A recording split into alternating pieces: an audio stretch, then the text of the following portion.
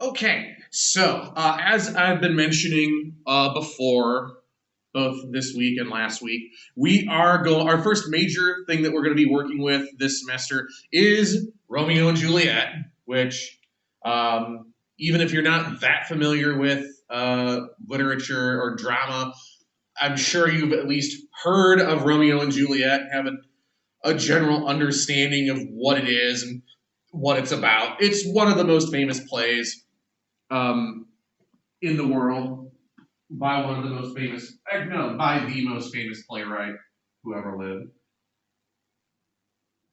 So, I want to go over today. I want to go over a number of things. I want to first go over William Shakespeare and the Elizabethan era in which he lived and wrote to kind of shed some clarity on Romeo and Juliet, provide some context to it, and also to help explain why Shakespeare's plays were so popular and have endured for so long. Also, go over some traits and characteristics of drama as a genre, and specifically tragedy. And lastly, to intro Romeo and Juliet. So, a lot to do, so let's just get into it. So, William Shakespeare, again, the most famous playwright who ever lived. We know a decent amount about him, but there's still a lot that we don't know, particularly about his early life. What we do know is that he was born in 1564 in Stratford upon Avon in England to a middle class family. His father was a merchant and a glove maker, I believe. So, because of that, this was actually really fortunate that he was in middle class because his parents were able to afford to send him to at least grammar school. And this is, again, significant, and this is an interesting takeaway or thing to be aware of regarding Elizabethan society is that education was not a right. It was a privilege and a product. So if you were not wealthy enough to be able to afford education, you didn't get it. And a lot of people during this period were ultimately too poor to be educated. So a lot of people were unable to afford to go to school. Shakespeare was fortunate in that he was able to at least go through grammar school, where he learned Latin, English, Greek and Roman history, culture, mythology, the standard grammar school curriculum for the period.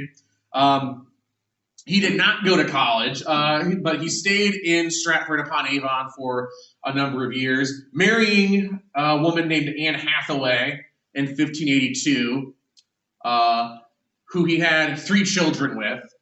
Although, even though they remained married throughout his life, they actually lived apart for most of their married life together.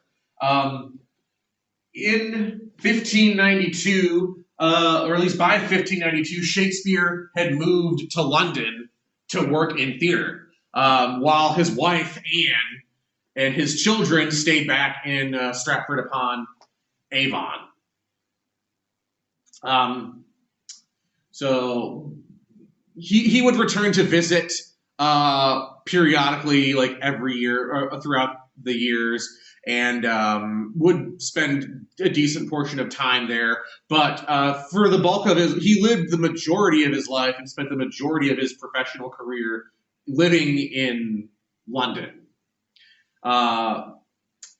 He worked in theater as both an actor and as a playwright, eventually working with a theater company known as called the Lord Chamberlain's Men, which were really popular and became, over the course of his time with them, the most popular and successful theater company in London, even becoming popular with Queen Elizabeth I and with her successor, James I, which brought Shakespeare, ironically, which brought him financial success, which is kind of rare for an actor and a playwright to achieve financial success. But he was very popular and successful during his lifetime. Over the course of his career, he wrote 36 plays, including among them tragedies like Romeo and Juliet, like Hamlet and Macbeth, Othello, Julius Caesar, also including comedies like Taming of the Shrew, Much Ado About Nothing, Midsummer Night's Dream, and a number of histories, fictionalized accounts of the lives and major historical events surrounding English rulers. Uh, yeah. He also wrote 154 sonnets or poems. And he wound up retiring to Stratford upon Avon and died in 1616. Again, after a pretty long and successful career in theater as both an actor and as a playwright. Now, to better understand some stuff about Shakespeare's life and about his plays and why they are the way they are, we need to look at the period in which he lived and worked, Elizabethan England. He lived and worked predominantly during the Elizabethan era. He outlived Queen Elizabeth I by a few years and got a little bit into what's referred to as the Jacobean era, named after her successor, James I. But the bulk of his career was spent living and working under Elizabeth I, hence why this is called the Elizabethan era. This is considered a golden age for England. England enjoyed political stability for the first time in a while. Elizabeth was able to end a lot of the political turmoil and chaos brought about by her sister, Mary, who preceded her as queen until Elizabeth overthrew her. Furthermore, England, by defeating the Spanish Armada in 1588, effectively got rid of all of its remaining threats. Because England was an island and had one of the, if not the strongest navy in the world at the time, England didn't really have to worry about being invaded, particularly after they defeated their main rival, Spain, by destroying the Spanish Armada in 1588. So basically, England didn't have to worry about being attacked or invaded during this period. And kind of because of that, they were able to enjoy economic prosperity that was bolstered by the newly emerging trade with the New World. Again, this was in the 1500s. So by this point in time, England was starting to get involved in exploring the New World and establishing their first unsuccessful colonies in North America. Jamestown, the first successful English colony, wouldn't be established until the early 1600s. But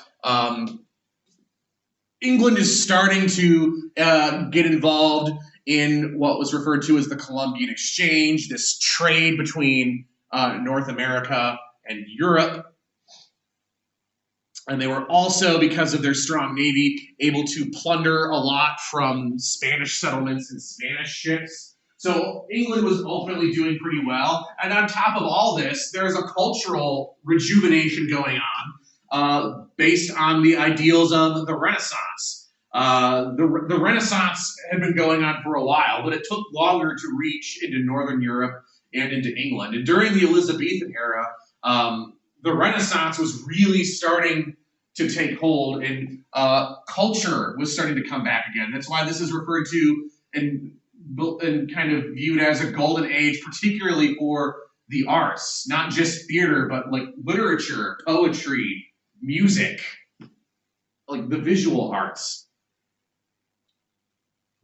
This was also a period of intense social stratification, where a person's social class effectively dictated what their life was going to be like. So like I mentioned, how Shakespeare was fortunate that he had been born into the middle class because his parents could afford for him to go to school.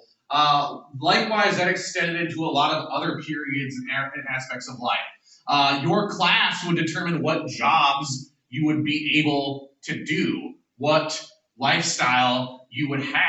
And what's important to note about this era is that there wasn't really a lot of social mobility. There wasn't really a good way for the average person to work their way up into a higher social class.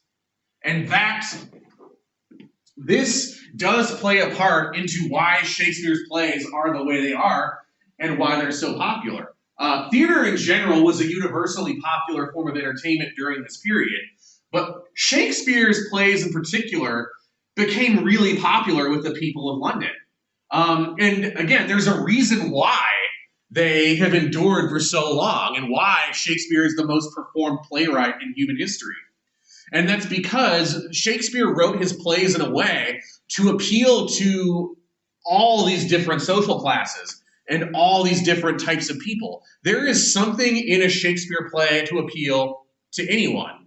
For the people at the higher end of the social class or the social spectrum, the language, just the beauty of the language and the brilliant use of language and words that he uses would appeal to them, as well as the complexity and depth he gives to his characters. But at the same time, for the poorer people, what were referred to as the groundlings,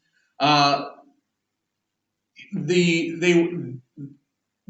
enjoyed the interesting plots, the emotional and gripping stories that he was telling, the humor that he injected. That's another thing that's kind of hard to realize for a lot of people now if you don't pay attention to the language. But there's a lot of humor in Shakespeare's plays. His plays are pretty funny. Even his tragedies have humor in them. And again, that was put in there to make them popular with the poorer people, referred to as the groundlings, who these were members of the audience who were so poor that they literally could not afford a seat, and basically they'd have to stand in the area in front of the stage. And these people were not there to see high art; they were there to be entertained. And it was kind of an excuse for them to hang out, socialize, and drink. And his plays had to kind of appeal to that and keep them interested.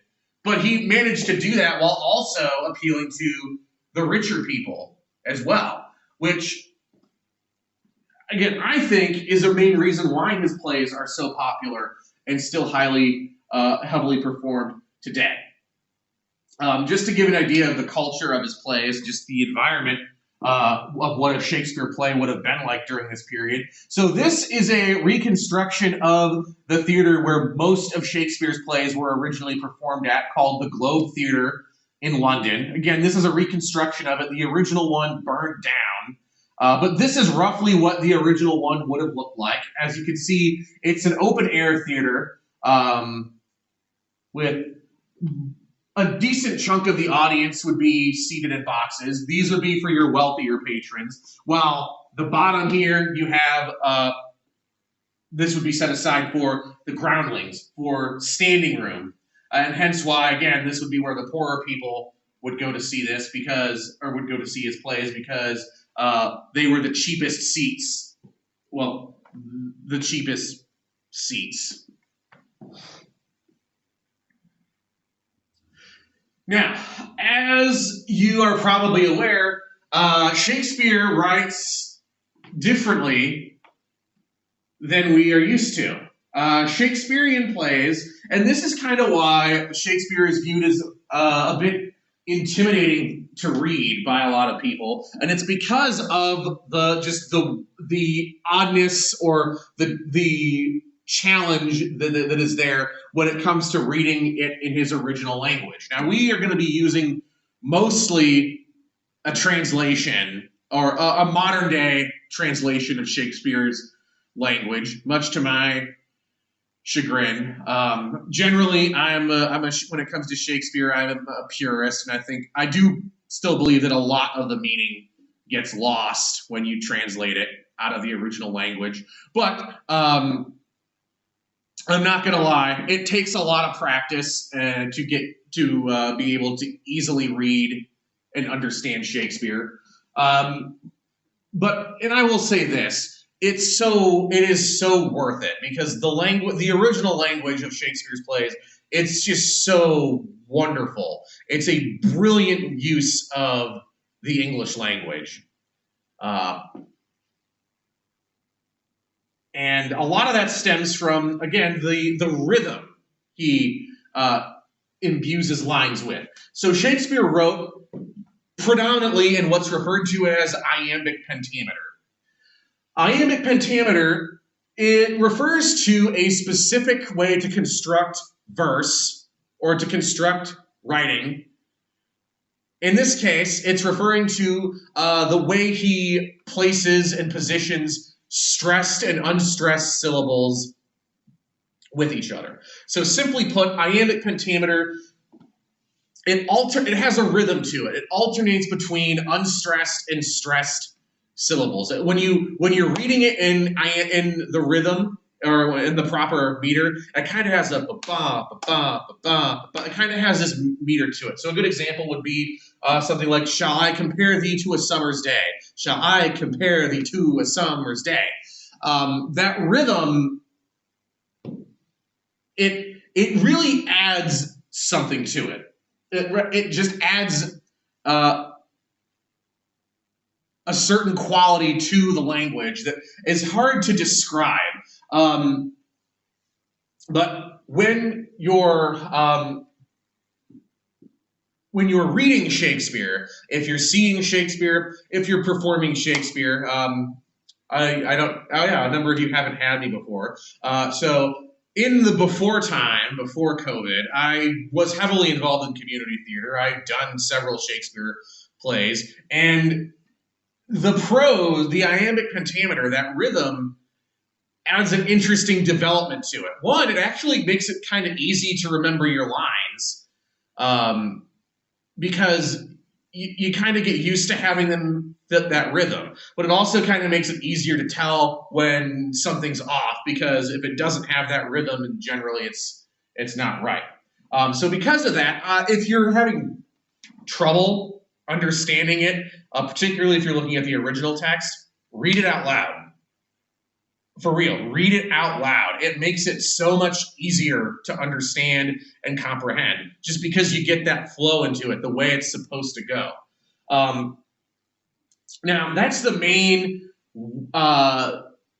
thing to bear in mind when you're looking at how Shakespeare wrote and structured his prose. But in order to maintain this iambic pentameter, Shakespeare would do a number of other things. So, for example, he frequently alters the usual order of subject and predicate in sentences. So the way we talk in modern English, we generally put our subject before the predicate, or rather, we generally say who is doing the action and put that in our sentences before we describe the action.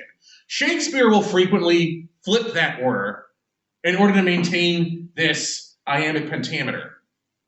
So that, when reading the original text, that can be at times confusing to bear in mind, just because it can get trickier to understand. And Shakespeare is also known for just making up his own words. So that is a thing as well. This is just there to better illustrate what I meant by stressed and unstressed. So here you have a line from the beginning of Henry V, I believe. "Oh, for a muse of fire that would ascend the brightest heaven of invention." If you look at here, the dashes indicate the syllables that are stressed and what kind of look like, I don't even know what to describe those as. I don't know. These things, the curves, they indicate unstressed syllables. So if we're, again, looking at this, it's, "Oh, for a muse of fire that would ascend the brightest heaven of invention." It adds this little just flow to it. But that's an example of that. Now, moving on to drama as a genre, which Romeo and Juliet is. So drama is a pretty interesting genre compared to the other literary genres of prose and poetry. It differs a lot. Unlike the other two, which are meant to be read, drama is not meant to be read. Drama is meant to be performed. It's meant to be spoken. It's not meant to be read. The script that we read, the scripts that you read if you're reading a play, that's only a part of the whole. That's not the full picture. So, and that's something to bear in mind when reading a play or reading drama, is that you're only getting a part of it. That's not the whole piece. So a lot of it we have to fill in with our own interpretations and kind of read between the lines to better understand what's going on. And a lot of this comes because in drama, the only words we really get are the words, the dialogue, the dialogue that is spoken by the characters and the actions of the characters.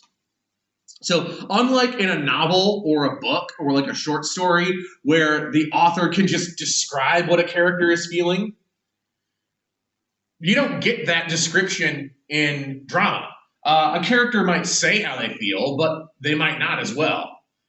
So we have to interpret their words and their actions to better understand what is really going on with these characters. And again, kind of read between the lines to better understand what the play's true meaning is. Now, we're going to be looking specifically at a tragedy. Romeo and Juliet, its full name is The Tragedy of Romeo and Juliet, which, if you know about the structure of dramatic tragedies, you know that this play does not end well. Tragedy, in a general interpretation or general definition of the word, when it comes to drama, it generally refers to a play with a sad ending. Now, there are a number of common elements of tragedy, but by and large, a tragedy just means it has a sad ending. When we're looking at classic tragedy, so these would be like Shakespearean tragedies or like Greek tragedies, there are a number of common characteristics. When you start moving into like the modern era and modern drama, you start to see playwrights playing around with this. But that's kind of something that's a bit easier about Shakespeare, is that a lot of these traits and characteristics are there. So in classic tragedy, our protagonists, our main characters, are tragic heroes.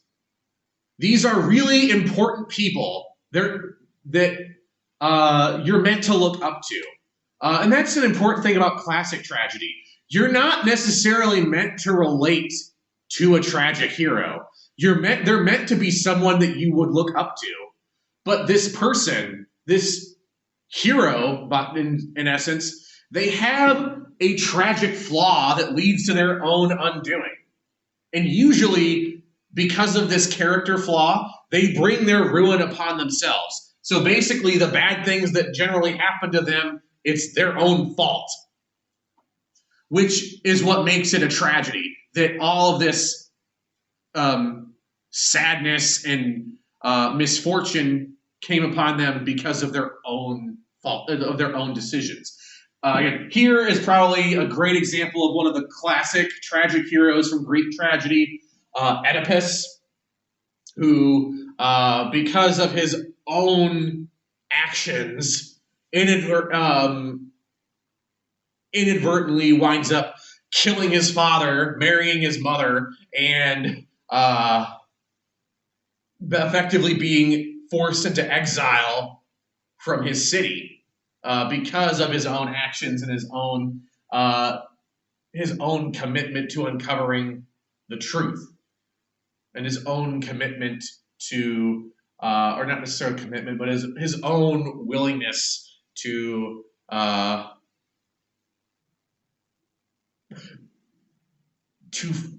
fall into the traditional interpretation of a heroic king or a heroic figure.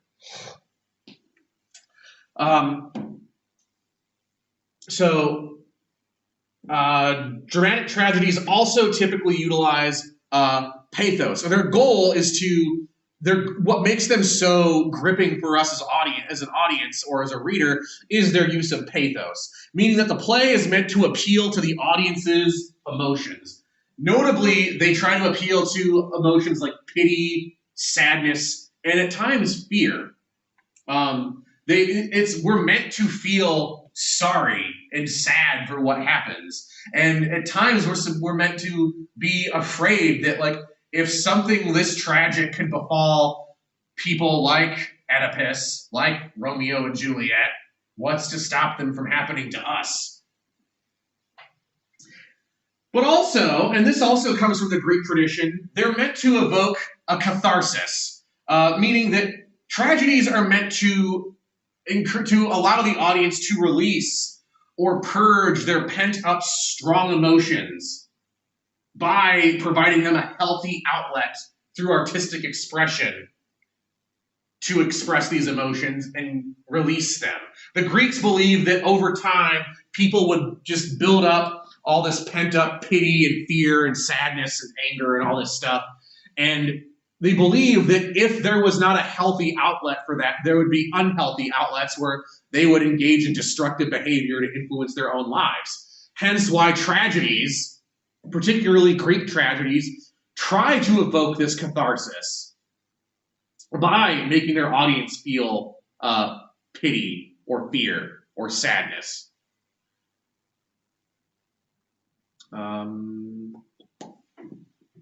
Yeah. Now, on to Romeo and Juliet itself. Romeo and Juliet is one of Shakespeare's most popular and most widely performed plays. I believe the only Shakespearean play that rivals Romeo and Juliet in both popularity and being most performed is Hamlet. And I will say right now, Hamlet is a lot better than Romeo and Juliet. It's better in like every way, but it's also a lot more complicated. There's a lot more complexity and just a darker tone and theme to Hamlet that is not in Romeo and Juliet. So Romeo and Juliet's a good introduction to Shakespeare, but a lot of his other plays are better, and I will leave it at that. So Romeo and Juliet, we don't have an exact date for when it was first performed, but we know it was first performed sometime in the late 1500s. In the 1590s, it showed up in, I think it was the late 1590s, it showed up in like a book or a collection of some of Shakespeare's plays. So we know it was first performed sometime before that. And as I'm sure you know, Romeo and Juliet, it focuses around the titular pair of tragic young lovers, Romeo and Juliet, who fall in love with each other despite the intense feud between their rival families in the town of Verona, Italy. That's what it is. That's what it's about. And it's a tragedy, so unsurprisingly, this does not end well. Looking at the major characters, this is a common trait in a lot of Shakespeare's plays. There are a lot of characters. We're not even going over all the characters. We're just going over all the major characters. Now, I've divided the characters up into which house or which faction they belong to. So the main two factions we have, the two feuding families we have are the Montagues and the Capulets. And then you have a group of characters that don't belong to either house and are just kind of outsiders who at times get involved in their feud. So looking at the Montagues, this is Romeo's house. So Romeo is our male protagonist. He is the son of Lord Montague and he falls in love with Juliet. Other important Montagues are Benvolio, who is Romeo's cousin and friend. Lord Montague, or as he's listed in the play, just simply Montague, who is the head of the house of Montague and Romeo's father. And you also have Lady Montague, who is the matriarch of the house of Montague, or Lord Montague's wife, and Romeo's mother. The second major house are the Capulets, or Juliet's house. So Juliet is the female protagonist. She is the daughter of Lord Capulet. She falls in love with Romeo. Capulet, or Lord Capulet, is the head of the house of Capulet and Juliet's father. Lady Capulet is his wife and Juliet's mother. Two other important Capulets to note are Tybalt, who is Juliet's cousin, and Lady Capulet's nephew, and the nurse, who is Juliet's personal servant and is kind of like a second mother slash friend to her. Again, their dynamic is kind of interesting, and it shows off the common dynamic within wealthier families during the Renaissance, where a lot of the actual child rearing of kids was not done by the parents themselves, but by servants. So it was not uncommon for children to have stronger attachments and bonds with like their nannies than they did with their own parents, because the nannies were the ones actually parenting them. Anyway, so as I describe everybody else who's important in this, Prince Aeschylus, who's not in it a lot, but he is an important figure because he is the Prince of Verona, who is getting increasingly tired of the Montagues and the Capulets fighting all the time and just messing with the peace and stability of Verona. Count Paris is also a significant figure who is a relative of Prince Aeschylus. He's not. I don't think it's mentioned how they're related, but they're relatives. And Paris is. He wants to marry Juliet. The first time we see him, he is talking with Juliet's parents, trying to get them to agree to allow him to court her and get engaged to Juliet. Which typically, this was how marriages were done amongst wealthier families at this time. Again, the notion of marrying for love was kind of new during this period, particularly if a person came from a wealthier family. More often than not, they would not marry for love. They would marry somebody chosen and approved by their parents, who would not necessarily benefit them, but would benefit the family or the house as a whole. Paris, as being as a relative of the prince, would increase the status of the Capulets, and Paris would also ensure that Juliet would be well taken care of. So that would be why. So Paris, on the surface, is a pretty attractive or valuable potential husband for Juliet. You have Mercutio as well, who is another relative of Aeschylus, and who is Romeo's friend, and in my personal opinion, the best part in the play. Mercutio is awesome. He's kind of like the smart aleck friend who jokes around a lot and gets to make all these like sarcastic comments. And lastly, you have Friar Lawrence, who is a friar or like a priest who advises and counsels Romeo and Juliet. Basically, when they realize when they fall in love and realize that their parents are never going to approve of this because they hate each other, Lawrence is the one that kind of tries to talk them through this and help them figure out what to do. And ultimately, Lawrence views the love between Romeo and Juliet as a positive because he thinks it's something that could ultimately unite the two families and stop their feud if Romeo and Juliet got married. So, major theme of this play, unlike most of Shakespeare's plays, Romeo and Juliet is actually a pretty simple play to understand the theme of. It's about tragic love.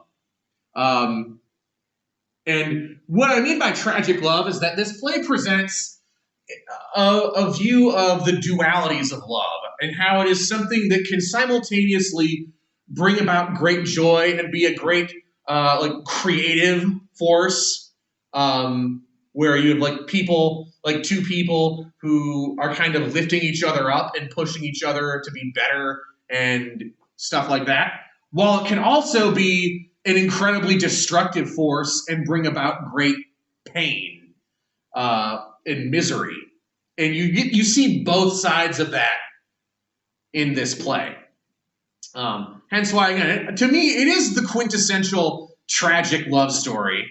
And there is a reason why this play is one of his most popular, because it's simple, but it's easy to it's simple, it's pretty easy to understand, but it's also, because of that, it's easy to get invested and latch onto and get engaged in. I'm looking forward to seeing what you guys actually think of this, and kind of going forward through this unit together. I If you have any questions over any of this, I know I went through a lot here, and I've been talking for a while. If there's anything in here that you have questions about, let me know, and we can go over that, or I can do something else to try and clarify that. But I've already been talking for a while. I don't want to bore you anymore, take up any more of your time. So have a good day, and we're going to get rolling on this pretty soon.